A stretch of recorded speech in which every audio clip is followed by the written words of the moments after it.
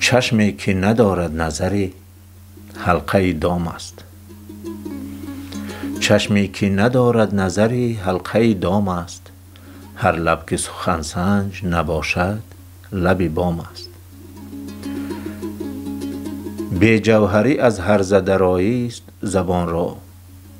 تیغی که به زنگار فرو رفت نیام است. مغرور کمالی ز فلک شکوه چی لازم؟ کار تو هم از پختگی طبع تو خام است. بگذر ز غنا تا نشوی دشمن احباب. اول سبق حاصل زر ترک سلام است. گویند بهشت است همان راحت جاوید. جایی که به داغ نتپد دل چه مقام است. ای شعله امید نفس سوخته تا چند؟ فرداست که پرواز تو فرسوده دام است. ناامیدیم از قید جهان شکوه ندارد. ناامیدیم از قید جهان شکوه ندارد. با دام و قفس طایر پرریخته رام است.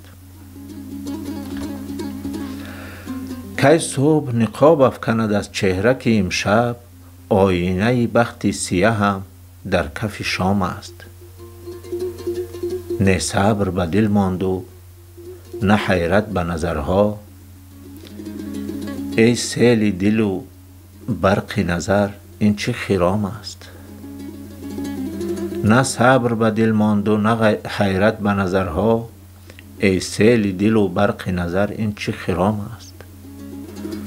مستند اسیران خم و پیچ محبت. در حلقه گیسوی تو ذکر خط جام است. چشم تو نبسته است مگر گفت و شنودت. محو خودی ای بیخبر افسانه کدام است. بی دل به گمان محو یقینم چی توان کرد. کم فرصتی از وصل پرستان چی پیام است.